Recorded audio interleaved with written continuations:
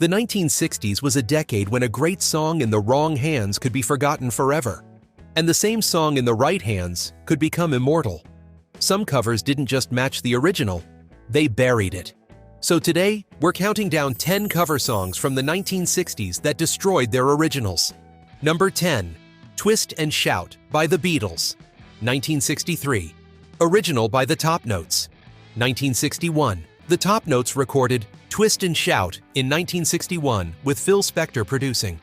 The song, written by Burt Burns and Phil Medley, was designed to ride the twist dance craze that was sweeping popular culture at the time. Spector's production was considered overly busy and cluttered for the material, and the recording failed to connect with audiences in any meaningful way. A notable misfire given how successful Spector's productions were for other artists during the same period. The Isley Brothers recorded a significantly improved version in 1962 that became a modest hit and demonstrated more convincingly what the song was capable of. But it was the Beatles, encountering the Isley Brothers recording and choosing to add the song to their own repertoire, who took it somewhere no one had imagined it could go. John Lennon recorded the lead vocal for the Beatles version at the very end of a marathon recording session at EMI Studios in London on February 11, 1963. The session had been running for the better part of the day and had produced most of the tracks that would make up the Please Please Me album. By the time the band reached Twist and Shout, Lennon's voice was already raw from hours of intense singing.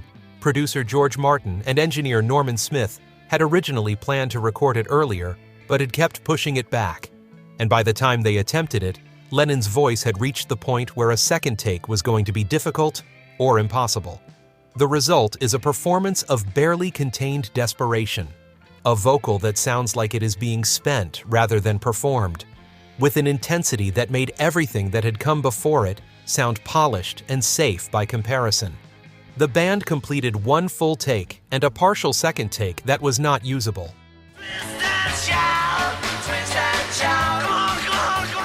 The Beatles version appeared on Please Please Me, released in March 1963, and was later released as a single in the United States, where it reached number 2 on the Billboard Hot 100 in the spring of 1964, held off the top spot by another Beatles record. The Top Notes original is today known almost exclusively to music historians.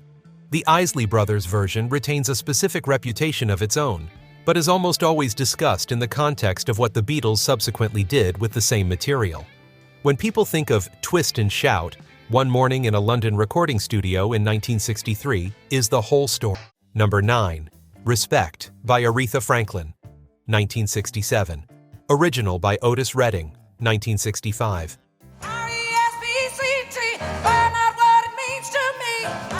Otis Redding wrote and recorded Respect in 1965, and it was a solid R&B hit, reaching number 35 on the Billboard Hot 100 and performing better on the R&B charts. Redding's version is a straightforward soul record about a man asking for respect from his partner when he comes home, confident, direct, and delivered with the intensity that made Redding one of the great performers of the decade. He performed it regularly in concert, and it was considered one of his better original compositions. There was nothing about it that suggested it was waiting to become something else entirely. R-E-S-P-E-C-T, found out what it means to me. Then, Aretha Franklin recorded it in January 1967 at Atlantic Records Studios in New York, and everything changed. Franklin transformed the song from the inside out. She reworked the arrangement, changed the perspective so that it became a woman making demands rather than a man making requests, and added the famous spelling out of the title word, worked out in the studio session with her sisters Carolyn and Irma Franklin, who sang backing vocals, that became one of the most recognized moments in the history of popular music. The horn arrangement, worked on with the Atlantic studio musicians, gave the track a drive and confidence that matched the vocals' authority perfectly.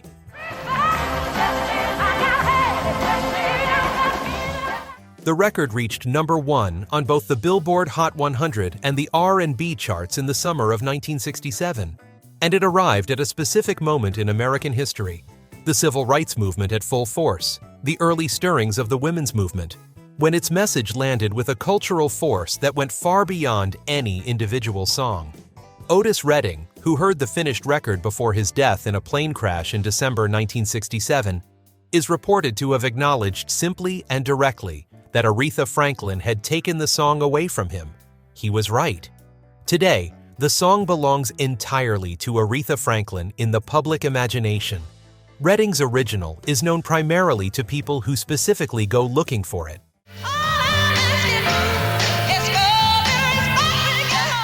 Number 8.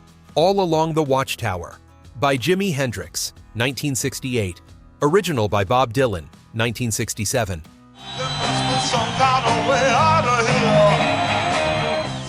Bob Dylan recorded All Along the Watchtower in October 1967 and released it on his album John Wesley Harding in December of that year. Dylan's version is spare and acoustic, just guitar, bass, harmonica, and drums, and it carries the quiet, almost biblical gravity that suited the album's overall tone. John Wesley Harding was itself a deliberate retreat from the more elaborate production of Dylan's earlier work, and All Along the Watchtower fits that context. It is a fine recording of a remarkable song, and in any other timeline it might have remained that, a strong album track on a well-regarded record.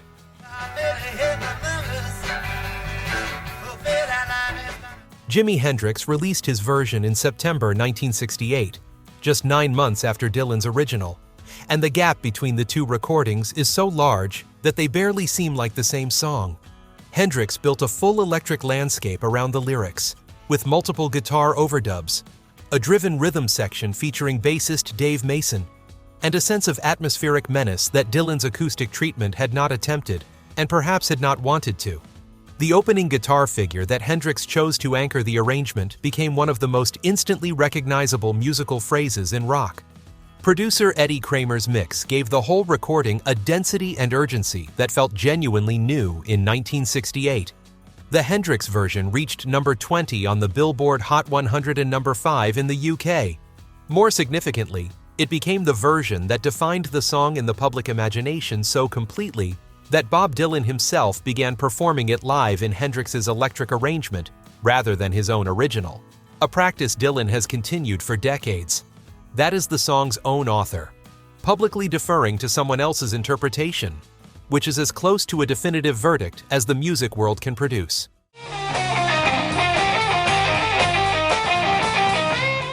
Number 7.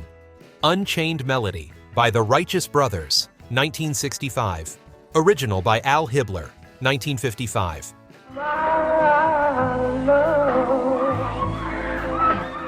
Unchained Melody was written by Alex North and Hy Zaret in 1955 for a prison film called Unchained. Al Hibbler recorded it that year and reached number 3 on the Billboard charts. Jimmy Young reached number 1 in the UK with his version in 1955 as well. The song was a legitimate hit in its original era and went on to be recorded by dozens of artists in the decade that followed. Roy Hamilton, Les Baxter, and many others took turns with it, and none of their versions was particularly definitive.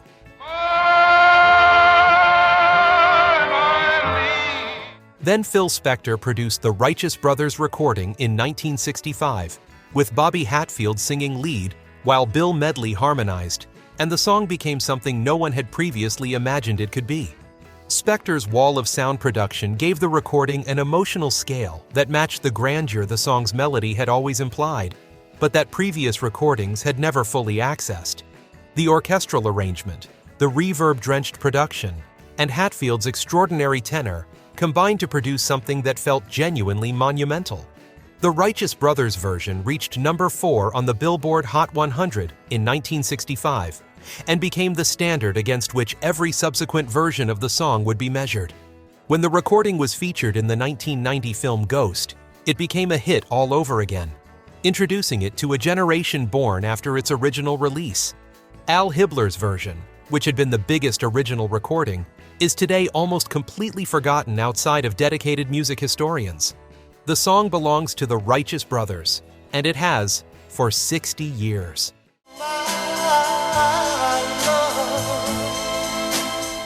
Number 6. Yesterday by the Beatles, 1965. Original by no one. Only yesterday came sudden. Yesterday presents a slightly different case, because Paul McCartney wrote it and the Beatles recorded the definitive version. But the song has been covered more than any other song in history, with over 3,000 recorded versions documented by Guinness World Records. The question here is not whether the original was surpassed, but how completely every other version has failed to approach what McCartney and producer George Martin created in June 1965.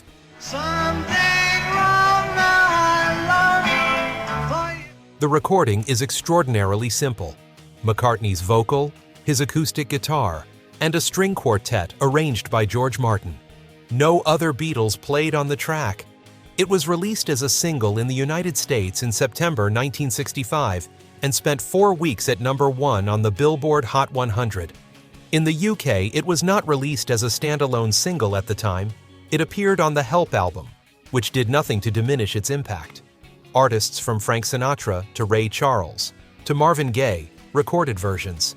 None of them became the version people reach for. The original remains so thoroughly associated with the song itself that covering it is understood, in the music industry, as an exercise in humility rather than ambition. No cover has come close. No cover ever will. I believe in yesterday. Number 5. Hound Dog by Elvis Presley, 1956. Original by Big Mama Thornton, 1952.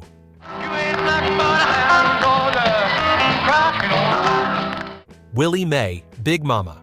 Thornton recorded Hound Dog in August 1952, and her version spent 7 weeks at #1 on the R&B charts in 1953, becoming one of the biggest R&B hits of the year. Thornton's recording is raw, powerful, and deeply rooted in the blues tradition, a commanding vocal performance over a stripped-down arrangement that communicated authority and humor in equal measure. Jerry Leiber and Mike Stoller, who were just beginning their careers as songwriters, wrote the song specifically for Thornton and were present at the recording session in Los Angeles. It was the biggest hit either of them had been connected to at that point.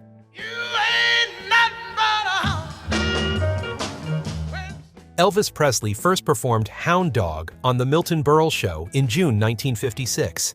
The version he had been performing was not drawn directly from Thornton's original, but from a substantially revised version he had encountered from a Las Vegas lounge act called Freddie Bell and the Bell Boys. The television performance caused an immediate national controversy because of the physical nature of Presley's movements on stage, specifically his use of his hips, which brought the song a level of publicity and public attention that no recording could have generated independently. He appeared on The Steve Allen Show shortly afterward, where the show's producers had him perform the song while standing next to a basset hound, in what was intended as a way of neutering the controversy. It didn't work.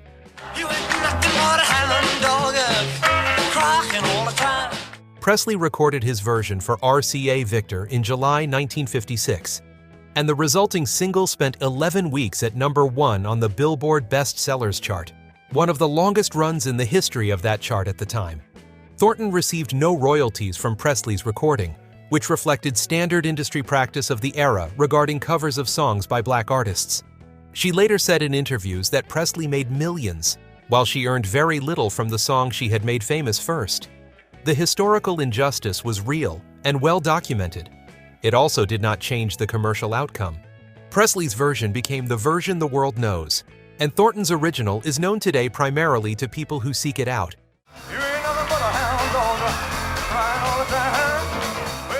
Number 4. It's Not Unusual by Tom Jones, 1965. Original by Sandy Shaw. Demo, 1964.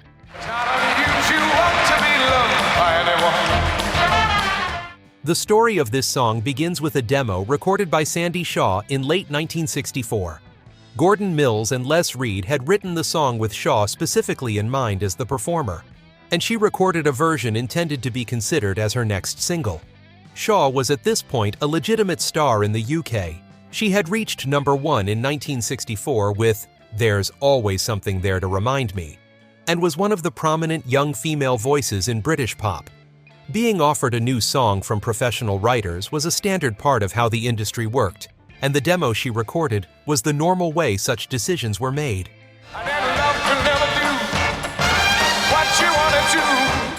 Shaw passed on the song.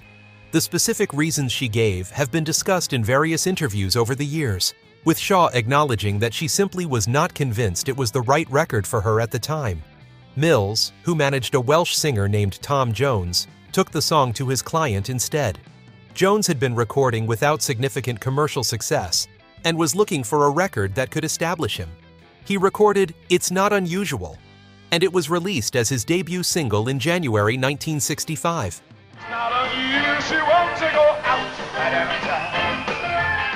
The record reached number 1 on the UK charts, spent several weeks in the top 10, and crossed to number 10 on the Billboard Hot 100, launching Jones into a career that has now lasted more than 6 decades. Shaw expressed regret about the decision in later interviews, describing it straightforwardly as the record that got away. The demo she recorded remained largely unheard by the general public for many years. Jones has performed It's Not Unusual in virtually every live show he has given since 1965, at this point, more than half a century of concerts. The two recordings are so completely different in cultural weight that placing them alongside each other requires a deliberate act of historical recovery. One became a career-defining standard. The other became a footnote that the artist herself had to acknowledge.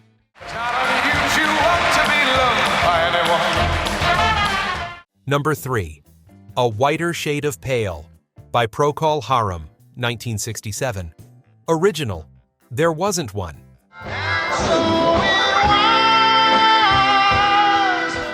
Like Yesterday, A Whiter Shade of Pale is included here because of what it did to every version that attempted to follow it, rather than what it did to a preceding original. Procol Harum recorded the song in April 1967, and it was released as their debut single in May of that year. It spent 6 weeks at number 1 in the UK and reached number 5 on the Billboard Hot 100 in the United States, becoming one of the defining recordings of the summer of 1967. The song's combination of Gary Brooker's vocal, Matthew Fisher's Hammond organ introduction, which draws heavily from Bach's Air on the G string, and Keith Reid's deliberately surreal lyrics created something that did not fit comfortably into any existing category.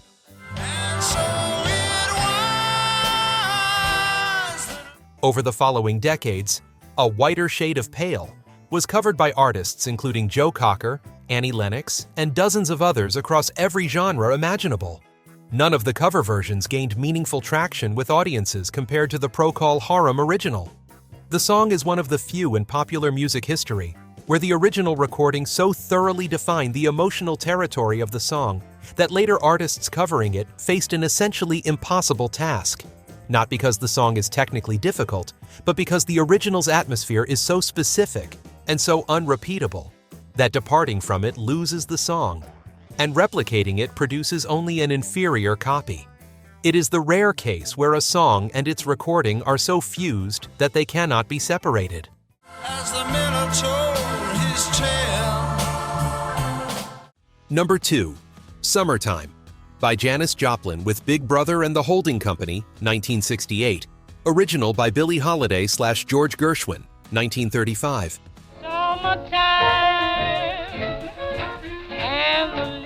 Summertime was written by George Gershwin for his 1935 opera Porgy and Bess. Billie Holiday recorded a version in 1936 that became one of the most celebrated recordings of the song. And in the decades that followed, it was recorded by hundreds of artists, including Ella Fitzgerald, Miles Davis, Sam Cooke, and countless others. Summertime is, by any measure, one of the most recorded songs in history, and it had accumulated decades of definitive interpretations before Janis Joplin ever approached it. One of these mornings. Joplin's version, recorded with Big Brother and the Holding Company and released on the album Cheap Thrills in 1968, is something different from everything that came before it. Joplin treated the song not as a lullaby, which is the traditional interpretation, rooted in how Gershwin wrote it for the opera, but as a vehicle for an extended, raw, physically exhausting vocal performance that drew on blues and gospel, in a way that had not previously been applied to this material. The Cheap Thrills album reached number 1 on the Billboard charts in 1968 and brought Joplin's version of Summertime to an audience that had grown up hearing the song in its more traditional forms. The response was immediate, Joplin's recording did not replace the Billie Holiday version or the Ella Fitzgerald recordings in the cultural canon. Those recordings remain important, but it established itself as a completely separate achievement that lives alongside them. And for the generation that encountered it in 1968, it became the most viscerally powerful version they had ever heard. Many of them have never been persuaded otherwise.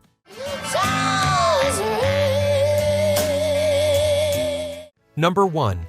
The House of the Rising Sun by The Animals, 1964. Original by various artists / Alan Lomax recordings, 1930s.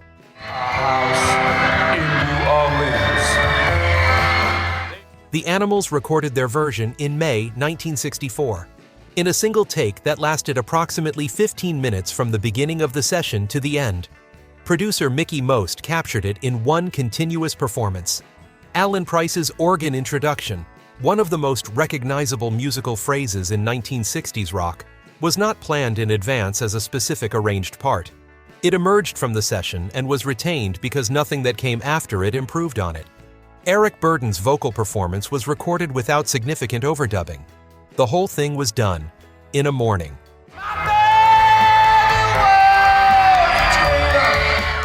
The resulting single was released in June 1964 and reached number 1 in the UK, where it spent 1 week at the top. It then reached number 1 in the United States, spending 3 weeks at number 1 on the Billboard Hot 100, becoming the first British invasion record other than Beatles recordings to reach the top of the American charts. The record ran to 4 minutes and 29 seconds at a time when radio convention held that singles should not exceed 3 minutes. Radio stations played it in full anyway, because audiences demanded it. What the Animals did with The House of the Rising Sun was not simply record a better version of an existing song. They took a piece of American folk tradition and transformed it into something that felt simultaneously ancient and urgently modern, creating a recording that made every previous version sound like a rehearsal. Bob Dylan, who had recorded his own version just 2 years earlier, heard the Animals' recording and was reportedly so moved by what they had done that it contributed to his decision to begin working with electric instruments. Whether that specific anecdote is precisely accurate or not, the influence ran in that direction. A traditional folk song, recorded in one take on a Tuesday morning in London, changed the direction of one of the most important careers in the history of popular music, and became so thoroughly the definitive version of its song that most people today are unaware any other version exists.